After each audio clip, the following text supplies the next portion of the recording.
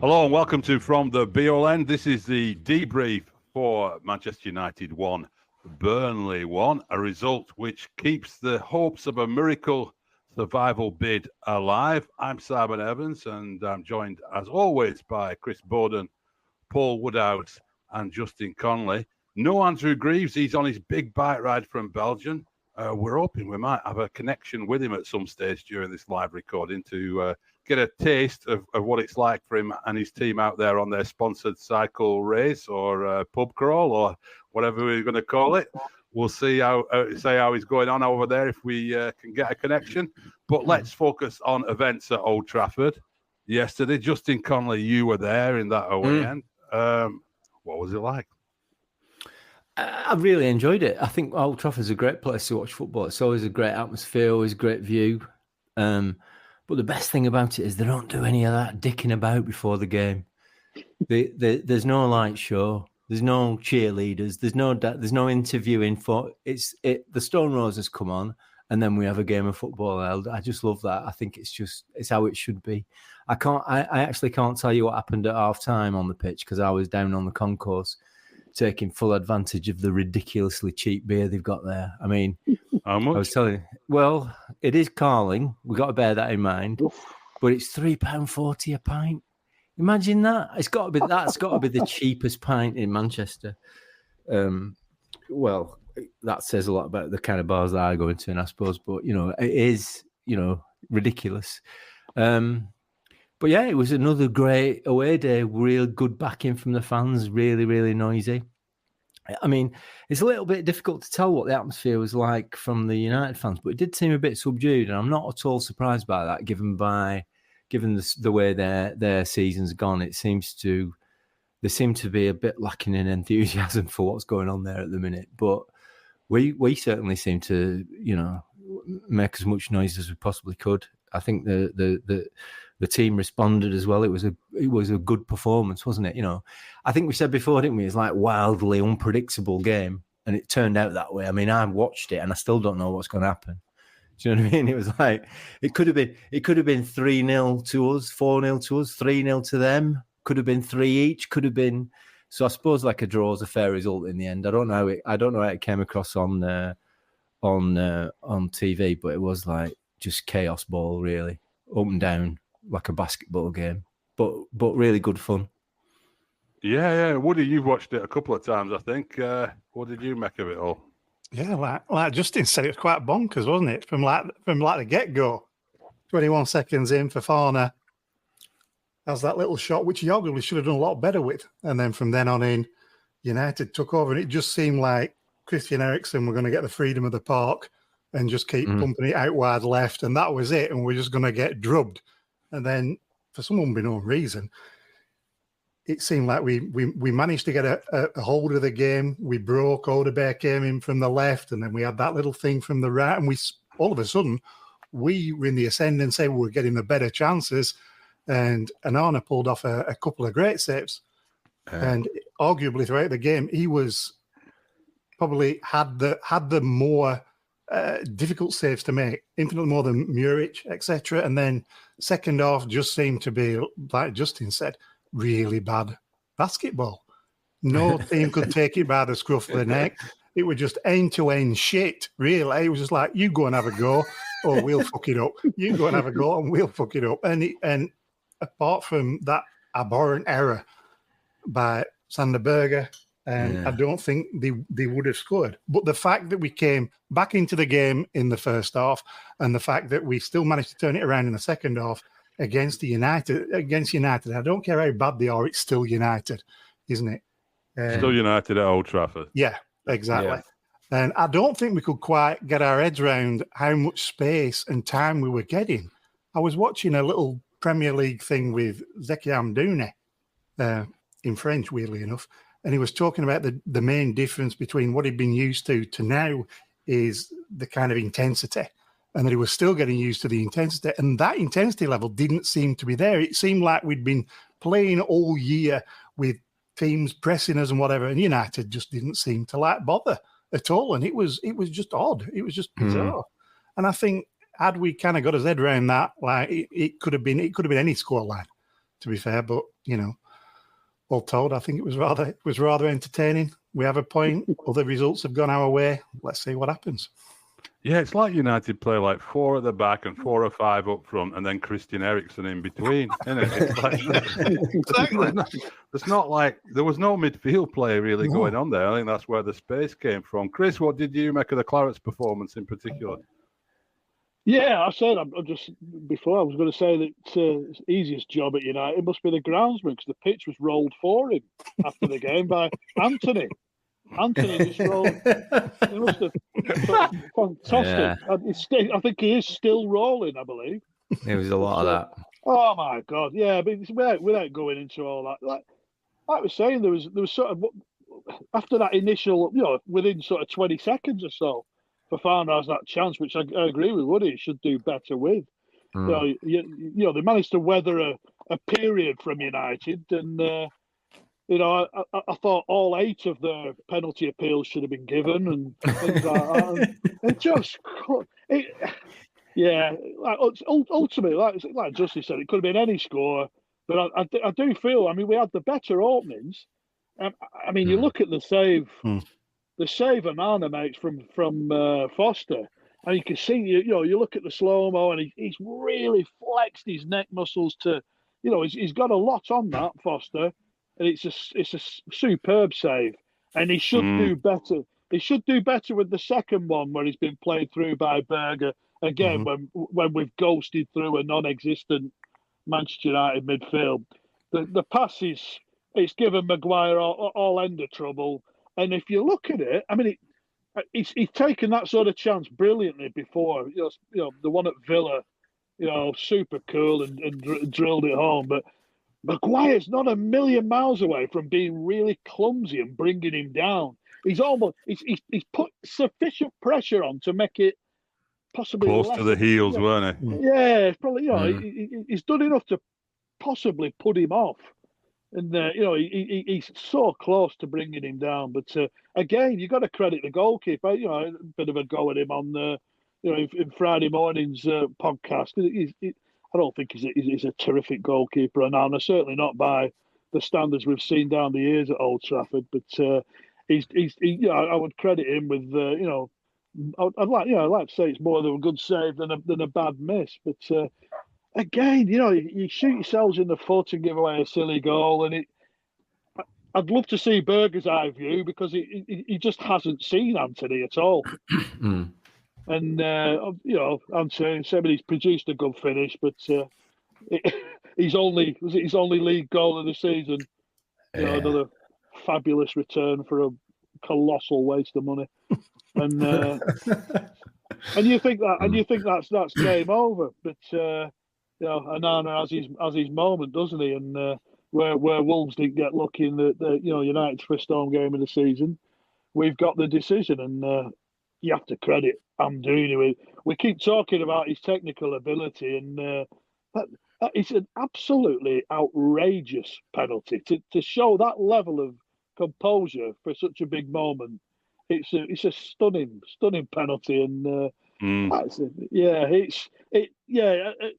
it's to come away with a point from Manchester United at Old Trafford. It should give everyone a huge lift, especially I believe with 2 points from safety for the first time since December, and it's game on all of a sudden, isn't it? It really is on, and you have to hope Sheffield United can maybe do us a favour against Forest, and Chelsea have to do us a favour, but can we beat Newcastle at home? And then set it up for Forest on the last day. It's going to be an exciting couple of weeks. Yeah, I think yesterday the reaction of quite a lot of people looking on social media and stuff was like, "Wow, yeah, we really could stay up." Which obviously, if you listen to this podcast, we've been saying that for a few weeks, haven't we? our belief has been there for a good while, but yeah, I thought it was interesting the Amdouni penalty, because he was so cool. But when he was hanging around to take the kick, I'd sort of forgotten that he's our regular penalty kick taker. And I'm like, just get him away from the ball, because after he'd come on, he'd barely been able to stay on his feet. He seemed to slip every time he got the ball. We were saying, is he wearing trainers and stuff in our group chat? And like, I just thought he's just going to fall on his arse before he puts this one, tries to kick this one. But he was absolutely ice cool, wasn't it? It was like, yeah, brilliant. He's done really, really well there. I mean, if we were being critical of things, which we do tend to do from time to time, it did sort of expose that amount of space we got and the amount of opportunities we got. It did sort of expose the sort of lack of cutting edge, I think, in that game, didn't it? Woody, what are your thoughts on that? Did the front two, Foster and Fofana, sort of didn't quite rise to the occasion, did they?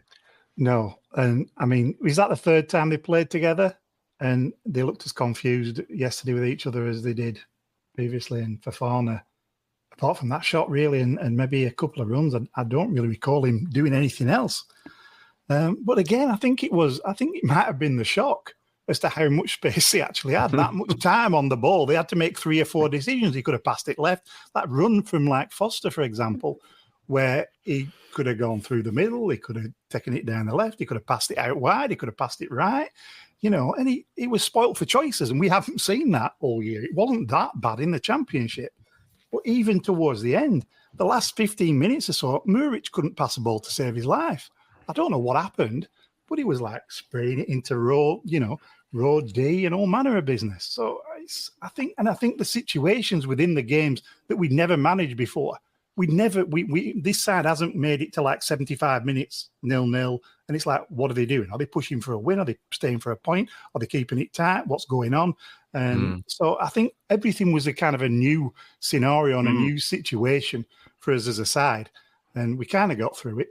It would have been a lot nicer had we not conceded, obviously. But yeah.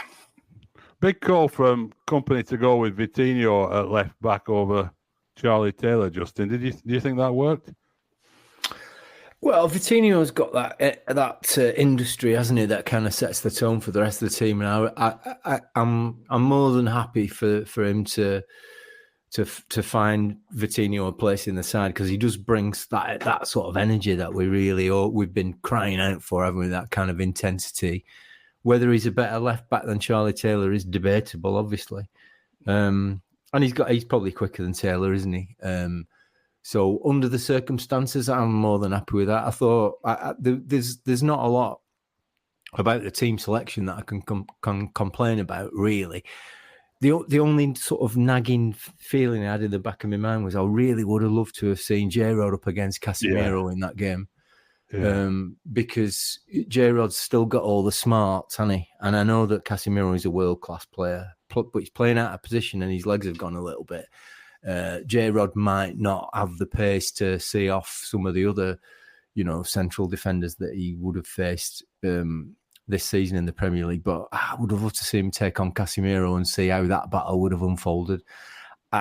His finishing is a lot better than the two lads we did have out there. So, I think that might have been a bit of a missed opportunity. But he seems to have been sort of disregarded a little bit towards the end of this season, doesn't he? Which, given that his contract's going to be up at the end of the season, it seems unlikely he's going to get another go. I would have liked to have seen a bit more of him, and I think, he could have been the match winner in that game, because we lack that cutting edge, we lack that finishing, and we know that he can do that. And given that he would have been up against somebody who he could at least have matched for pace, do you know what I mean? I think it might have been a little bit. It would have been a good contest to watch that. I thought that last 15, 20 minutes were crying out for him. It really were. I thought he would have come on when he took Fofana off. I thought, right, that Fofana was lost in that second half. Fine, take him out. I thought Jay comes in then. Maybe he thought that were a bit too early. But then in the later tranche of subs, I thought he should have been coming on then. You could just see him nodding one in from. And we were starting to get, Odegaard, when he started getting out wide on the left a bit more after the substitutions, again, looked more effective when he got into those positions, didn't he? I mean, it's that knowledge as well, though, isn't it? So I mean, it's knowing. You look at the tactics, till you're blue in the face and things like that. But just like we said on Friday morning, some players just have enjoy playing at certain grounds, and Jay has a good record there, and you can't sort of ignore that. Yeah, if you've been there and done it. I mean, this is why we've got 5 subs, isn't it? If you're gonna, there's no excuse really not to use him yesterday.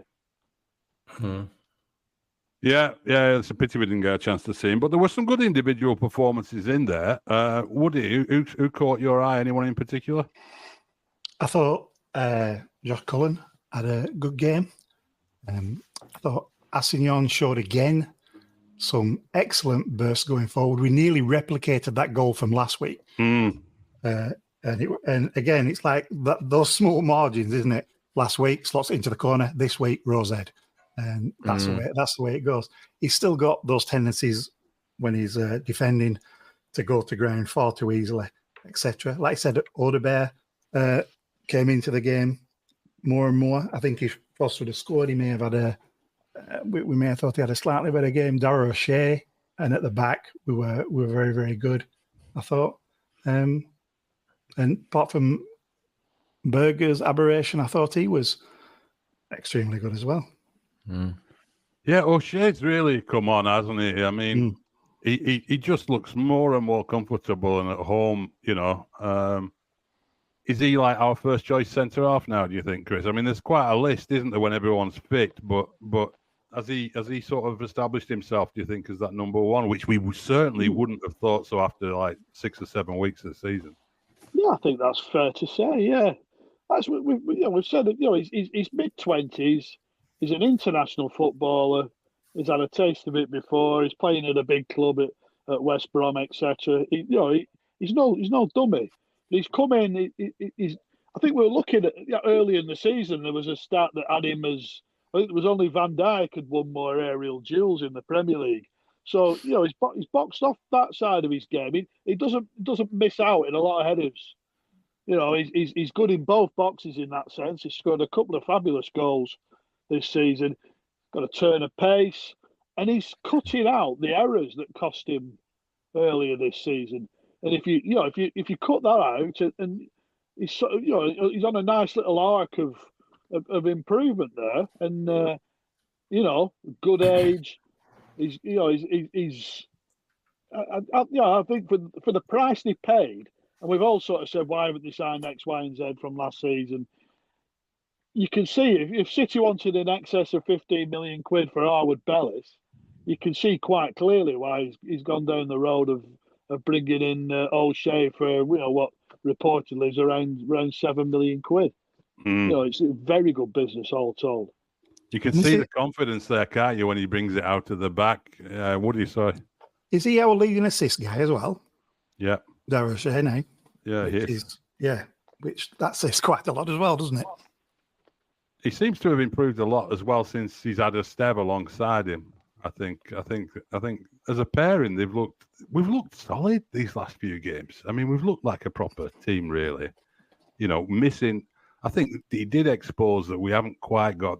I would have loved to have seen a younger Danny Ings playing in that game, or someone like that who could get between the lines or get between the two centre halves. and into some of those gaps. It just seemed a little bit one-dimensional once we got into the final third. I thought, apart from Brune Larsen, who had some really quality touches, didn't he? I mean, you can see why he was a Borussia Dortmund player at certain moments, can't you? When there's little flicks and turns and bits of movement that are top class. I mean, and Muric, Chris, decent, very solid. One defeat in 8 games, and Muric has played the last 8 games. It speaks volumes. I was just looking at this again. You're looking at his highlights reel, and like Woody said, he didn't quite get it right towards the end, but he plays one pass yesterday out to the right hand side. It's absolutely outrageous. If it was a Gerrard or someone like that, he'd be raving about it. His passing range is absolutely sensational, and he's doing what's required of him in terms of the saves he's making, etc. And like I say, once the silly errors are a cutout. He looks a very good goalkeeper, I think. And yeah, we'll probably hark on about it for until the outcome of the season is known. But it remains absolutely baffling why he wasn't in the side from the start of the season, if not earlier. Earlier than he was restored to the team. Yeah. And a couple of incidents, obviously. Ten Hag had his views on the various things. I mean, the one penalty one that you could have seen being given. I'm not saying it was a penalty, but you could have seen certain refs giving it. Was the Vitinho handball, which you would say is harsh because it's blasted at him from a yard and a bit away. But you do see them given. Woody, what were your impressions on that one? Did we get away with that one a little bit? Well, considering some of the decisions we have had, VAR was slightly kinder to us yesterday than it has been for the rest of the season. So I don't give a shit. He absolutely walloped it at him. He wasn't shifting his arm. You can look at it as many times as you want. It was his natural position, his hand, etc. So there you go. That's it. And yeah, you're right. Probably earlier in the season it could have been given and probably would have been against us, but it wasn't yesterday, and we got a penalty at the other end. So we'll take it. Put it this way, Anthony wasn't aiming for his hand. No, exactly. Because if he had, he'd have missed. Yeah. And then the penalty we got. Now, I watched it back a couple of times, and a United mate of mine made a point, which I thought was a fair point. He said that is a modern penalty as well. That's a VAR penalty as well. He said because it had no bearing on the actual play. Like he's hit him. So the ball's already flying across the penalty area in another direction as he hits Amdouni. And my reply was, yes, but he still punched the bloke in the head in the penalty area. But they didn't used to get given those, did they? I don't think that makes any difference. It don't make any difference whether it affected the game or not. He literally punched him in the face, right? Yeah. And if you did that anywhere else on the pitch, wherever the ball was on the pitch, you'd be. I mean, it's incredible, really, that he wasn't sent off for it, isn't it? I was thinking, why is he not being? You can't punch somebody in the face, even if you're the goalkeeper, can you? You remember the Vidra one against Norwich with Tim Krul came out and poleaxed Vidra and nothing was given. I mean, Vidra was, I don't know if they brought the smelling salts out, that sort of thing. They took him out and that was just ignored. And you can't not give it. But then, I say you look at the one against Wolves earlier this season, you got away with a couple that night. And you see, I think it was Dermot Gallagher on Sky last week saying that the penalties now, they're looking for more contact. It has to be, a bit more firm, the contact. It has to, I think there's a bit more leeway now with contact in the box. And you're thinking, well, why? You can't change the way they look at penalties midway through a season. But you wonder whether that's part of the case as well, that they've looked at that sort of thing as well. And but see, you look at the ones that they were crying out for, and Garnacho's instigated contact twice, thrown himself twice, and it's just embarrassing, absolutely embarrassing. But they don't get punished for it. No, there should be a card for them, shouldn't there? They don't get punished for it. They'll carry on doing it, and it's a slight on the game, and it's encouraging kids to do it. And it makes me really, really angry. Yeah, it was awful and it was embarrassing. It was. I laughed out loud at a couple of them. Did Casemiro do one as well, where he sort of threw himself to the ground? It was like, what are you doing? You're a grown man. Come on.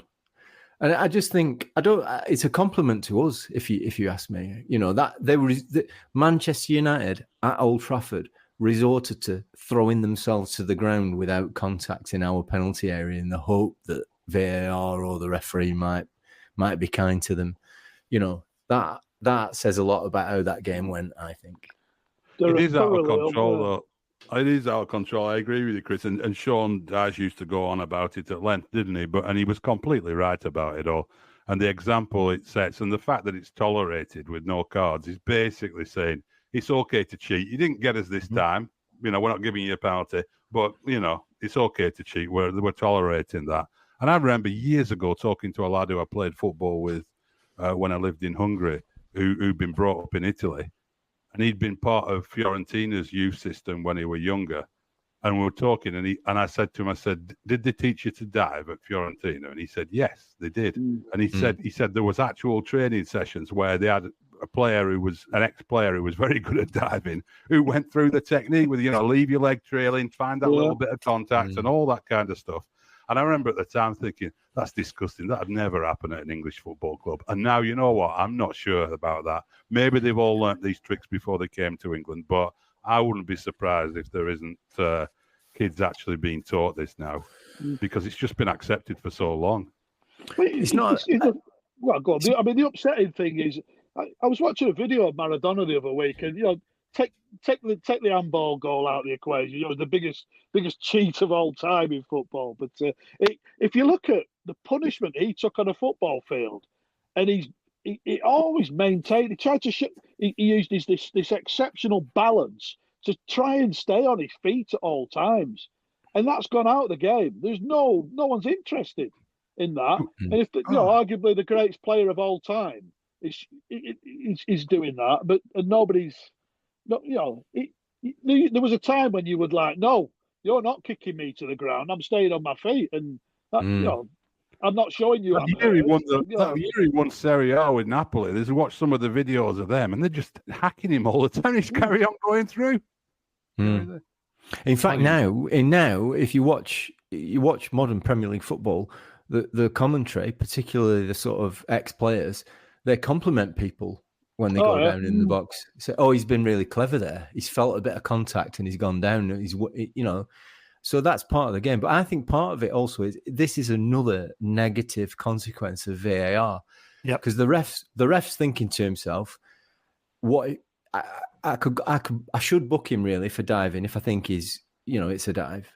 But what if I book him in it? I'm going to look like a proper clown if VAR looks at it again and goes, oh, actually he did clip him." So I think it's in the back of the ref's mind that I don't want to fully commit to calling that player a cheat if in 30 seconds time to add insult to injury, he's giving him a yellow card. Yeah, it's just another negative consequence of VAR, and part of a reason why we should be just putting it in the bin this summer and going into next season without it. But I'm glad to see. I mean, obviously from a Burnley perspective, Forest not getting the penalties at Everton last week. But I'm also glad from a football fan perspective that I looked at those 3 appeals last week, and I said the Reina one, to me, he throws himself on the floor under minimal contact. The second one's again one of these penalties, and the third, well, they could get it, they couldn't. But I'm just glad to see more of the ones like the Reina one not get given. There has to be sufficient contact to bring people down. Not just, there's contact there, it's a penalty. It's a contact sport. It has to be the contact that brings them down, not somebody's touched them and they fall over, which is what seems to be the rule now.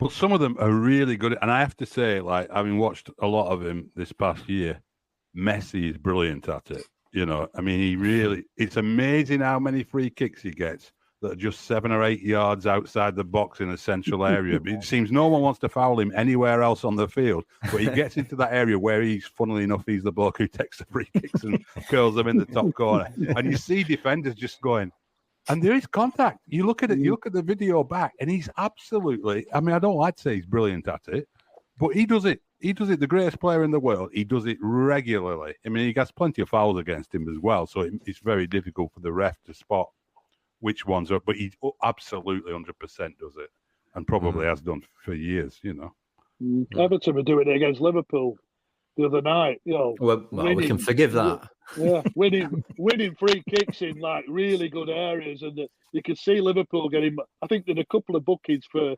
dissent, and then you think about the decisions that Salah's get. The little penalties when someone's blown down his ear and he's his legs collapse, and it just you just got to accept it, haven't you? Sometimes, and it's Do you think it would? Do you think though, like it would clean it up if they did the yellow card thing, or would it just become yet another row about the refs getting it wrong and debate, another thing for people to argue and debate about? Or do you think players would stop? Like, is a yellow card enough of a deterrent, really? Would it? Like, you get a yellow card, or you could win your team a penalty that wins the game. Exactly.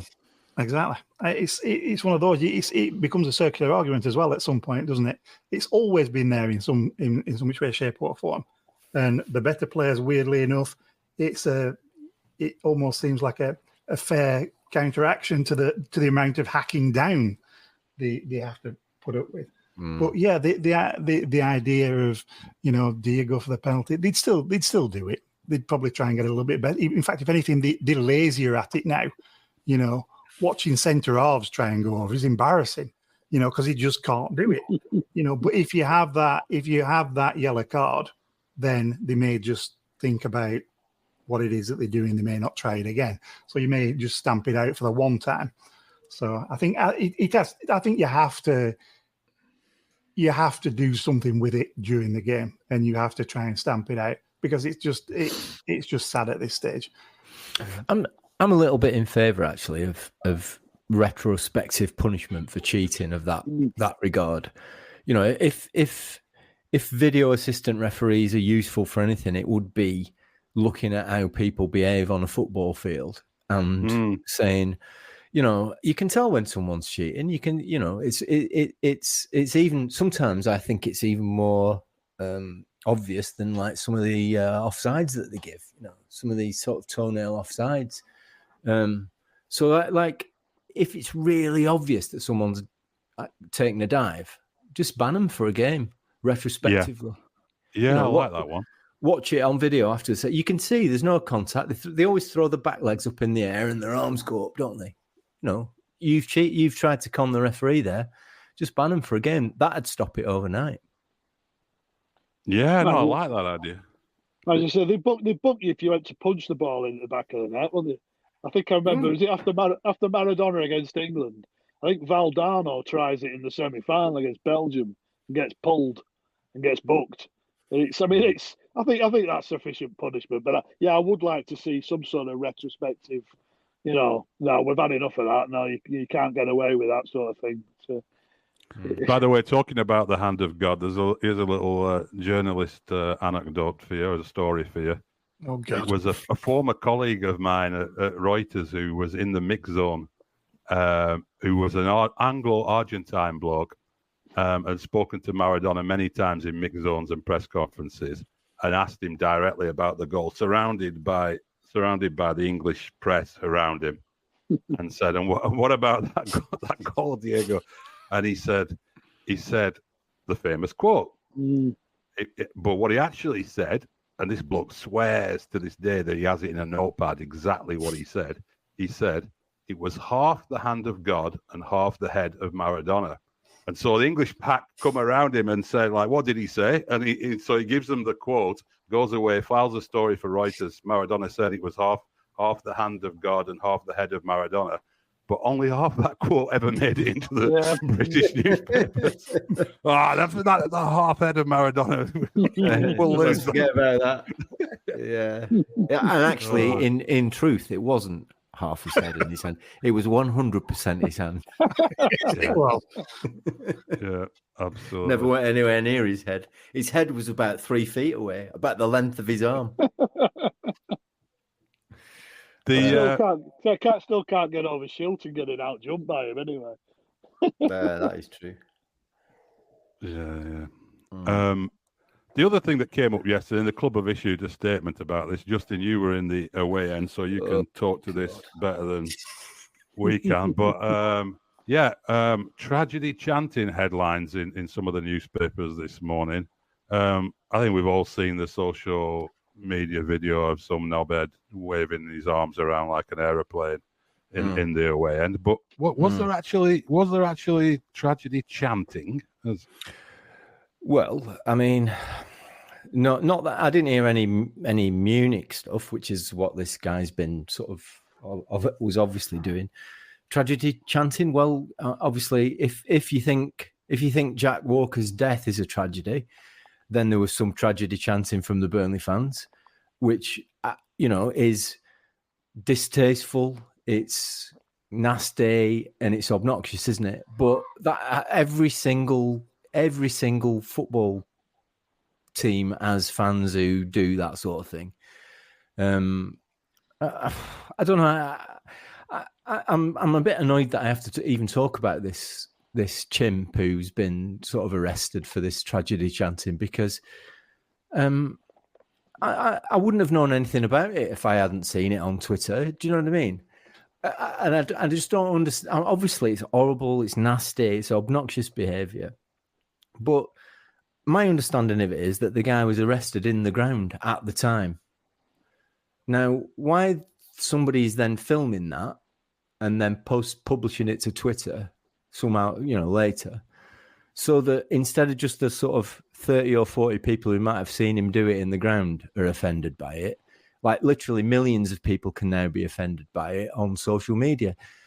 Surely, if it's so offensive, such offensive behaviour that it's illegal, then posting it to social media so millions of people can be offended by it should be illegal as well. Arrest the tweeter. Arrest. Well, look. The bottom line to me. You've got a point. You've got a point there. The bottom line to me about all this is right. He is a nasty, obnoxious arsehole doing something that a nasty, obnoxious arsehole does. Now, in my life, I've always thought to myself, the best way to deal with nasty, obnoxious arseholes is to ignore them. If I saw that guy doing that, I'd turn my back on him and look at something else, because I don't want to see that. I wouldn't give him the oxygen of my attention. And yet now, today, he's on the front page of all the major news organizations' websites. Why? Why do I have to look at it? Why do I have to see it? Just ignore it. It's one guy doing something horrible. He was dealt with by the authorities at the moment. Nobody else needs to know about it. In fact, the fewer people see him do it, the better, surely. Well, certain gestures get blurred out as well, don't they? If you stuck a middle finger up, you get blurred out. And, so why, like I say, nobody wants to see a 44-year-old fella making an aeroplane sign. Really. It's just pathetic. It is. It just, you go back to the Walker one. I mean, there'll be tens, dozens, hundreds singing that maybe. Absolutely. They all were. Impossible to police. Yeah. What are you going to do? Nick them all? But if there's one idiot doing that, it's a fair cop, isn't it? He's on video, bang to rights, job done. And he'll not be disgracing the inside of a stadium anytime soon. No. And quite rightly as well. But then, it blowing it up into what it is exposes it to more people, which seems, and where do you draw the line anyway with this? I mean, I'm not a massive fan of banning things, I have to say. Where do you draw the line about how offensive does something have to be before it becomes an arrestable offence? Do you know what I mean? Yeah, I mean, this is a good point. I mean, you look at the that chant about Chelsea, the Rent Boys chant, has been chanted for about 30. In fact, it goes back to the 70s. Does that? It was some News of the World story, and there was this idea that some Chelsea headhunters hooligan had been caught with a rent boy. Is like a total myth. It was a News of the World headline, which just had the phrase "Chelsea rent boy" in it, right? and so a week later, those were the days when everyone used to read a Sunday newspaper, and like the headlines would be there in shop when you went on Sunday morning to get you. So this phrase "Chelsea rent boy" stuck, and people chanted it, right? In no way was it anyone really being particularly homophobic and targeting the LGBT community of Chelsea fans in the shed in 1978. It just wasn't. But now, if you chant that, you can get banned from a ground and possibly end up in court. Well, look at the stick Beckham took. If you watch the documentary, the season after the World Cup in France, horrendous. You can still see it now. You can see people frothing at their mouth, saying, not very nice things about him and he was married then, wasn't he? His wife. And you could go back now and like retrospectively say, "No, I'm not having that." There was a noose, wasn't there, in one ground? Yeah. Mm. Well, it was a pub sign, wasn't it? Was it? Someone had put an effigy of him outside a pub, haven't they? I think, but things like that, and I mean, that is going too far, isn't it? I mean, you can't. Who knows what is too far though? I mean, you're in an environment there. You're in a football stadium, and you're in perhaps, you become tribal, don't you? There, the normal rules in a football ground don't apply. I mean, I'm not making excuses for this tragedy chanted stuff at all. As I've said, it's horrible, obnoxious, nasty. But you're in an environment where,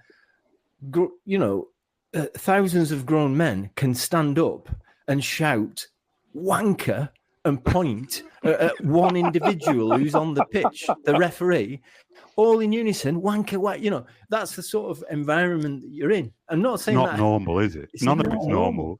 I mean, you wouldn't do that in the street, would you? You wouldn't stand in the street pointing at somebody and chanting wanker, wanker, wanker over and over again. So where's the level? Where's the level of? I mean, like I said to you guys on the chat, as I was being frisked going into Old Trafford on Saturday, a passing Manchester United fan inquired of the guy who was frisking me whether he was searching me for all 18 fingers. Now, I could have taken. Yeah, maybe he can't count. But, exactly, that's the point. But I thought to myself, I mean, that's quite funny. It's quite funny. But I could take, if I was minded to, I could take offence to that, and insist. Put out a statement condemning dingle jibes. Yeah, well, the dingle thing. Yeah. Yeah, it will be. You can't be accusing me. You can't. Yeah, I mean, you can't be.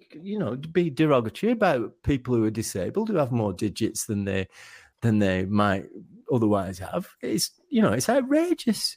But you just sort of go, all right, okay, turn away, get in the ground, and I always enjoy say it's the game. all right for Gemma Arterton has 6 fingers. So if it's all right for Gemma Arterton, that'll do me. Woody, you're ominously quiet throughout this debate. Well, if you go back to like 70s and 80s, you'd have exactly. You'd have infinitely more doing that kind of shit, but you knew what were coming after. Yeah, you knew it was going to be a little bit of a pitch fracas afterwards, and that was the end of the escalation. You had these days you don't have that recourse, obviously. So it's we'll get the bastards by showing him up on Twitter, etc. But he got his airplanes wrong as well. He would doing Messerschmitts. Get it right, sunshine. That's all I've got to say about him. But again, it's you bang to rights, like Chris said. If you're there and you're in full view, you bang to rights. And yeah, you've got to have a zero tolerance approach to this kind of thing. But it's still football. There's still that shit that goes on. It's like this weird nuclear option of banter that doesn't happen anywhere else. You play Monopoly with your kids, whoever. You don't go, you little wanker, and your mum died in 1946, etc. You don't go down that route when you're just having a fun game. But in football, that's what happens. It's like you've scored, you've done something exceptional, and then you go that extra mile, just to shut them up a little bit more. And it's insanity. It's wrong. It's ridiculous. But it's weirdly enough always been kind of football. It's less though, isn't it? You were around in the 80s though. Well, I think that's part of the reason why it's less. We have progressed, haven't we? Things have got better. There isn't as much of this kind of stuff. In fact, an important point to make, I think, is if there's one way to get somebody to do something, it's to tell them that they shouldn't be doing it. So the bigger fuss you make about all this kind of thing, the more inclined people will be to go, nobody tells me what to do. I'm going to go and do my tragedy chanting because that's my right and that's my prerogative. So I think the more you ignore it and the more you play it down and the more you turn your back on it, it's only become a thing sort of quite recently, hasn't it? Yeah, it has. There's been a bit of a moral panic about it, hasn't there? There's been a moral panic about it, but it seems to become becoming more of a thing, the more of a fuss people make about it, which is entirely obvious. Like I say, if you tell somebody not to do something, if it's on Granada Reports on Friday night that Liverpool are playing Manchester United on Saturday, and let's make sure that we don't do any of this sort of tragedy chanting. I mean, there are morons out there. There are morons out there who are going to go, right, I'm gonna brush up on my Hillsborough chants and my Munich chants tonight, and I'm going to make sure I roll out the full repertoire on Saturday. You know, just play it down. Yeah, no, ignore you're right. it. Leave You're absolutely right. Things have got better, but now they're starting to get worse again, and I'm convinced it's because we're talking about it now, aren't we? Yeah, but you're absolutely right. I mean, it's been a tit-for-tat thing between Liverpool and United, hasn't it? Let's be honest, right? United fans used to have done tasteless Hillsborough chants, or they would say Hazel chants, because when they chant about murderers, they claim it's about Hazel, not Hillsborough. But and then Liverpool will come with some Munich chants, and they both make a huge fuss about it and appeal to the great silent majority to condemn the other one. And somehow this lad from Burnley's got himself involved in the middle of all of it, really. So it's a bit unfortunate. It's from Bakeup, not Burnley. Okay, well. It's also an interesting little PR angle for United, isn't it? That they can then push on, look at those dingles doing the silly little tragedy chanting after we've made an absolute horlicks of a. I don't think Dingles was in the official press release, would he?